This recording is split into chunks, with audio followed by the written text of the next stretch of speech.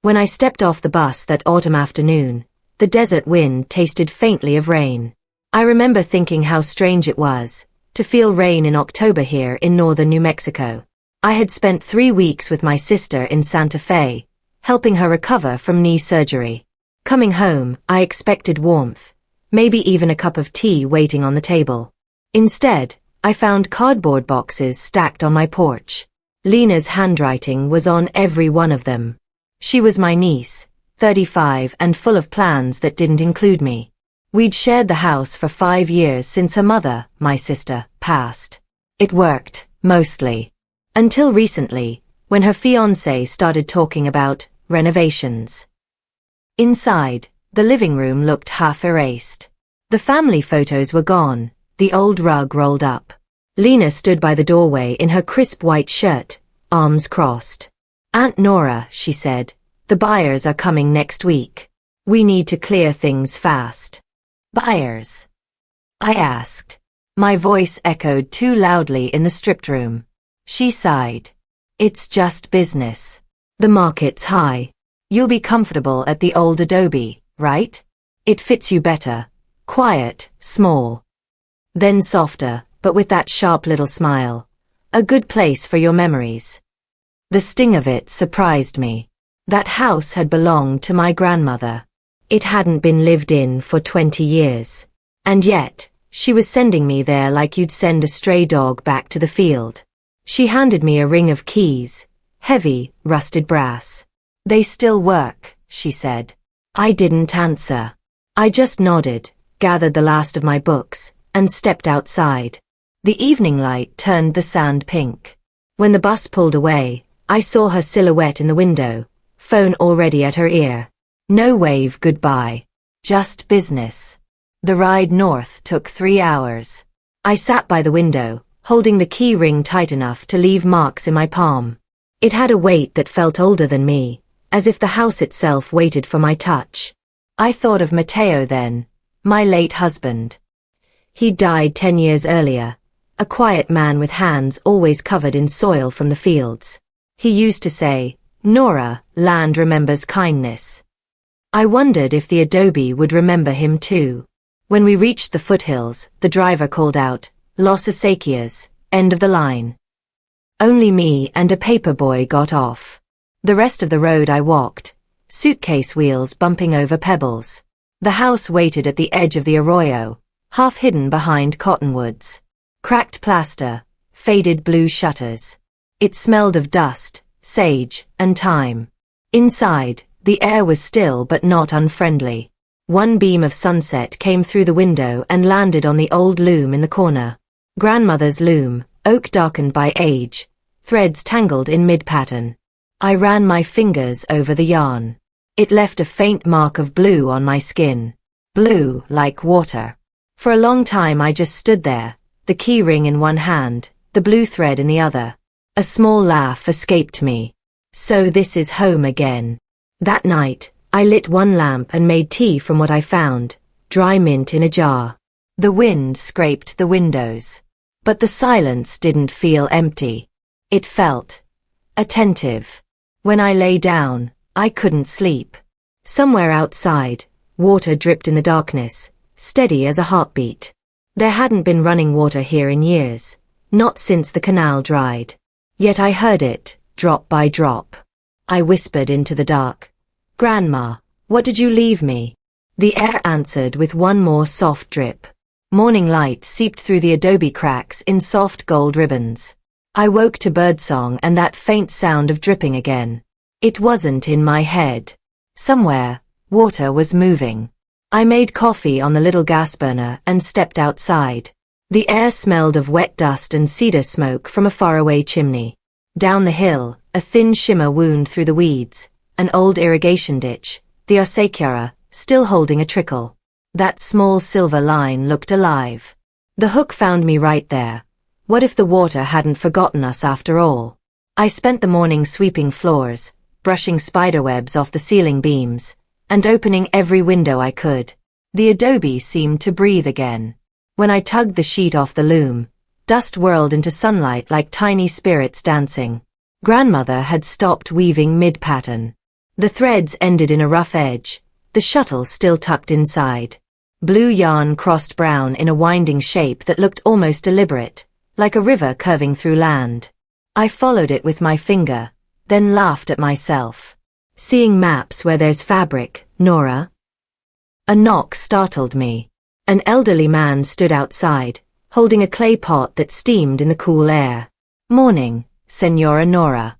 I'm Raoul. My family farm's just over the ridge. Your husband, God rest him, once helped us repair the canal gates. He handed me the pot. Chili stew. You'll need strength for fixing up this place. His eyes lingered on the loom. My grandmother had one like that, he said. Some say the pattern was a map of the old water routes. I asked, do you know if any records still exist? He smiled. Maybe in town. Or maybe right there in those threads. When he left, I sat staring at the loom again. The blue line seemed brighter now, like sunlight trapped in fiber. I found a magnifying glass in an old drawer and studied the weave. Tiny stitched symbols dotted the edges. Triangles, circles, little dashes. Coordinates, maybe? I pinned the unfinished cloth on the wall and copied the shapes into my notebook. For the first time since Matteo died, I felt a spark of curiosity that wasn't grief. It felt like being called to follow something ancient. By late afternoon, clouds gathered over the mesa. Thunder rolled, low and slow, like drums announcing rain. I lit the lamp early and set the stew to warm. Its scent filled the room. Chili, corn, and earth. The light flickered over the loom, and for a heartbeat, I saw a reflection in the window that looked like Grandma's face smiling back. I whispered, "All right, old one, show me what you want me to see." I tugged at one corner of the tapestry where the yarn bulged. Behind the frame, a narrow pocket opened, small enough for folded papers. Inside was a brittle sheet wrapped in oilcloth. The ink had faded, but I could still make out words. Deeds of Water, Los Acequias District, 1912. That was the second hook, the quiet kind that makes your pulse thrum instead of race. The cabin wasn't just shelter. It was evidence. I spread the paper on the table and traced the handwritten borders. The same blue line from the loom ran across the map, north to south, ending right beneath this very house. Under the signature I saw a name, R. Lopez de Mora, my grandmother's maiden name. So she had been the guardian of the water after all. Outside, the first drops of rain began to fall, pattering softly on the porch. I opened the door and let the smell of wet soil wash in. It carried the memory of old summers, Matteo laughing by the ditch, water sparkling off his boots. I looked back at the loom, then at the deed. Maybe, I murmured, the land really does remember kindness. Tomorrow, I would go into town, find the clerk's office, and see if the Acequia records still stood. For tonight, I sat by the lamp and listened to the steady rhythm of rain, like a loom weaving the world back together. And I couldn't help but wonder, what else might the water remember that we've forgotten? The morning after the rain, everything smelled new. The cottonwoods dripped silver light, and the earth felt soft under my boots. I packed the old deed and my notebook into a canvas bag and drove the dusty truck into town. Los Acequias was still the same, one street, one store, one courthouse that leaned a little to the east. Inside, the clerk looked up from her coffee. "Can I help you, ma'am?" I placed the faded paper on the counter. She adjusted her glasses and frowned. "Well, I'll be. This signature's older than my daddy's tractor." Her fingers traced the seal. "You know what this means, right?" "I'm not sure," I said. "But I'd like to." She disappeared into the back room, leaving me alone with the ticking clock. When she returned, she carried a thick ledger bound in cracked leather. "Only a handful of these still exist," she said. "The original water guardianship list." She flipped pages until my grandmother's name appeared, written in steady black ink. Beside it, rights maintained until revoked by bloodline or deed of sale. And under that, blank space. No sale. No revocation. It hit me slowly, like dawn spreading across a field. I was the current guardian. The hook settled in gently, the realization that sometimes heritage hides in plain sight. The clerk poured more coffee. Developers been circling this valley for years. Guess they'll have to talk to you now. I smiled, a small private smile. Guess they will. On the way home, I stopped at Raoul's farm. He was repairing a fence, humming an old ranchera tune. When I told him what I'd found, he straightened up, wiped his hands, and nodded. Your grandmother kept that canal alive for half this valley. Maybe it's time you do the same. We walked along the ditch, now running clear from the rain. He pointed to the cracked sluice gates. Open those again, and you'll see the land breathe. I promised I would, though I didn't yet know how. At dusk, I sat on the porch, ledger on my lap. The light turned the waterline in the distance to a strip of silver. That's when a shiny SUV pulled up. Out stepped Lena's fiancé, suit pressed, smile sharp. Aunt Nora, he began, too friendly. We heard you moved back out here. Lena's worried about you alone in this old place. I could smell cologne and ambition. I'm fine, I said. What brings you all the way from Albuquerque? He looked past me at the land. Just checking on family property. Real estate's booming. You could sell this whole spread and live easy. The ledger felt heavy in my lap. This land isn't for sale, I told him. He chuckled. Everything's for sale, ma'am. Depends on the offer. A long silence sat between us. Finally, I stood. Not this. It's bound by water and blood. He blinked, confused. What does that even mean? It means it remembers, I said quietly. And so do I. He left without shaking my hand. When his taillights disappeared, I exhaled a breath I didn't know I'd been holding. The night smelled of damp earth and sage. I walked to the ditch and dipped my fingers in. Cold water. Real, moving water. That was the second twist, small but strong. The sense that the fight ahead would be not against people, but forgetfulness itself. I went back inside and spread the ledger beside the tapestry. The patterns matched.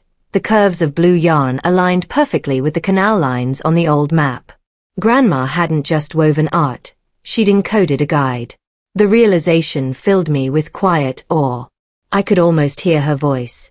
Use what's given to heal, not to hoard. I began making notes, repairs, volunteers, tools. Tomorrow I'd call a meeting, invite the farmers, maybe even Lena if she cared to listen. But a soft doubt lingered.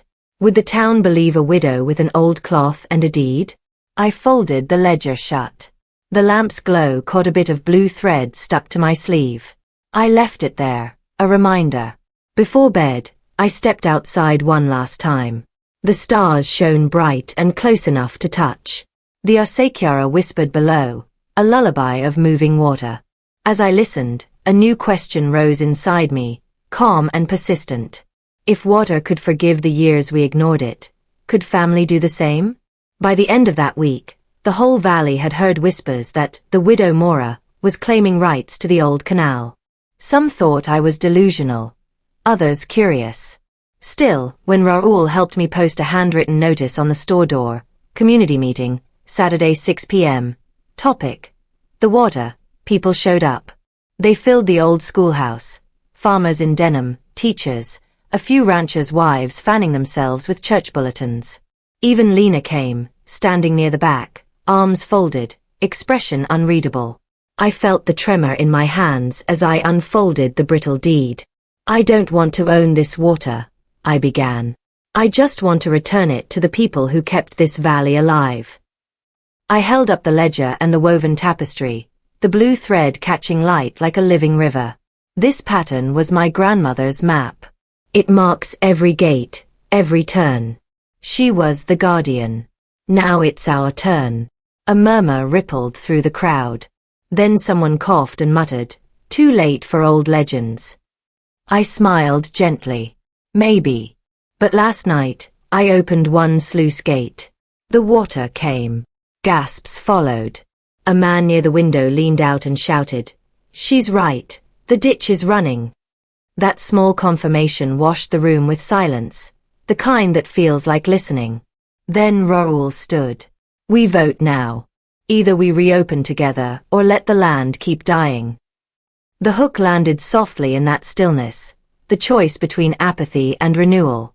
They used an old clay jug to collect votes, white beans for yes, black for no. Each drop into the jug made a hollow clink. When it was over, Raoul poured the contents on the table. White outnumbered black by more than double. The first rain since spring began just as the crowd stepped outside. The timing felt almost rehearsed by nature itself. We laughed, wept, and let the rain soak us. Even Lena didn't hide beneath the porch roof. She came to me after the others left. Her mascara streaked faintly from the downpour. "Aunt Nora," she said, quieter than I'd ever heard her. "I didn't know about the water. Mom never told me. I handed her the deed. Maybe it's time you learn." She turned the paper gently, as if it might crumble. "Can we fix the rest of the canal?" "We can try," I said. "But it needs more than tools, it needs patience." She nodded, eyes lowered. Maybe that's what I needed too. That was the third twist, the reconciliation that didn't promise perfection, only willingness. Over the next days, the whole town joined the work.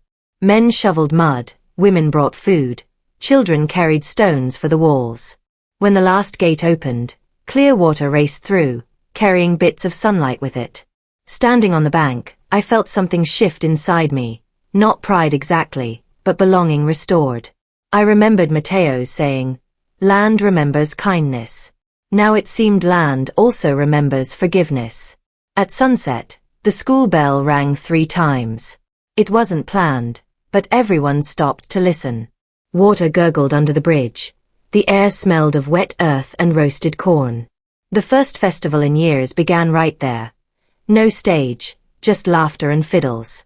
Later, as lanterns floated down the ditch like little suns, Lena joined me by the bridge. She said, "You really brought it back." I shook my head. It was always here. We just forgot how to listen. I didn't notice the reporter from the county paper snapping photos until the flash caught the river's shimmer. By morning, the headline read, "Elder Woman Restores Ancestral Waterway." That made me chuckle. Elder woman, true enough, but not finished yet. When I closed my eyes that night, I heard the steady hum of the flowing canal. It wasn't the lonely drip anymore. It was a song. And beneath it lay a new question, gentle but insistent. If a river can return to its path, where will mine lead next? Summer settled in like a blessing. The valley turned from dust to green, the air alive with the hum of bees. Every morning I walked the ditch path, greeting neighbors repairing their fields, children splashing at crossings, and Raoul waving from his orchard. The canal had become a ribbon of light through all our lives again. One morning, I saw Lena kneeling by the bank, planting willow shoots to hold the soil. She looked up, smiling shyly. "Do you think Grandma would approve?" she asked. "She'd say you're learning what roots mean," I said. We worked side by side, quiet except for the murmur of water. Sometimes healing doesn't announce itself. It just keeps showing up to help with the planting. Word of the restored Osekiara spread beyond the valley. Visitors came from the university, asking to document the canal's history. One of them, a young professor, unfolded a map. "You know this section feeds into a dormant spring," he said. "If it revives, the wetland could return, an entire ecosystem waiting for water." That line struck me as if meant for more than the land. An ecosystem waiting for water. Maybe that was true of the human heart too. We started clearing the spring's channel, a narrow cut between rocks. When the last stone came loose, a rush of clear water burst forth, cold and laughing. Everyone cheered. The sound carried down the valley like applause. That became the first annual Festival del Agua. Booths lined the plaza, guitars strummed, and children ran with paper boats painted bright blue. I was asked to speak, though I told them I wasn't much for speeches. Still, when I stood on the stage and saw their faces, weathered, hopeful, familiar, I felt words rising on their own. I used to think loss was the end of a story, I said. But sometimes it's the start of remembering. This water reminds us who we are to each other. A hush followed. Then someone began to clap, and the sound spread like rain on rooftops. Afterward, a journalist wanted to record my story for the radio. He asked, "What lesson would you want others to take?" I thought for a long moment before answering. That it's never too late to listen to what's still alive, I said. He smiled. That's beautiful. I'll make sure they hear it. That evening, I sat on the porch with a cup of coffee, watching lanterns drift along the canal again. Raoul stopped by carrying a small wooden box. "I made this for you," he said. Inside lay a single blue thread tied around a polished stone. "For luck," he added. "And for remembering where it started." I laughed softly. "That's one memory I'll gladly keep." He winked. "Then maybe keep the thread moving. Pass it to someone new each year." I promised I would. The valley's rhythm returned, planting, harvesting, celebrating, resting. And through it all, the water sang its steady song. Sometimes at dawn, I walked alone to the bridge and looked at the reflections. Clouds, cottonwoods, the line of mountains beyond. Everything shifted but stayed connected. That's how I wanted to live the rest of my days. Changing, but rooted. One afternoon Lena came by with her newborn son. "He's Matteo," she said softly. "For Uncle." The name carried warmth through my chest. She placed the baby in my arms, his tiny hand curling around my finger. The third and final twist unfolded right there. Not surprise, but the quiet return of trust. As the baby stirred, a swallow swooped low over the water. I felt the circle close, grief into grace, past into present. The canal murmured its approval. That night I wrote in my journal, "Kindness returns the way water does. Quiet, unstoppable, finding its own level." When the lamp burned low, I thought of Grandma's loom. Its frame still stood in the corner, but now a new tapestry hung from it, gold and blue threads winding together into a single flowing pattern. I called it, "The River Teaches." Next week we'd hang it in the town hall, a gift to whoever came after. But tonight, the loom's gentle creak was enough music for me. Before I slept, I whispered a small prayer to the stars above the dark hills. May we never stop listening. The story could have ended there, but renewal doesn't end, it deepens. And that led me to my next decision, the one that would carry our valley's story far beyond its borders. How far can one stream of kindness reach? A few months later, a letter arrived from Santa Fe. It was printed on thick cream paper with a gold seal, State Office of Heritage and Conservation. They'd heard about the restoration and wanted to visit. I smiled, wondering what my grandmother would say to that. Officials finally paying attention to what she'd guarded with her bare hands. 2 representatives came the next week, neat clipboards in hand. They walked the canal with me and Raoul, listening as we explained how the town had revived the system. At the end of the tour, one said, "Mrs. Nora, you've restored a living piece of state history." The other added,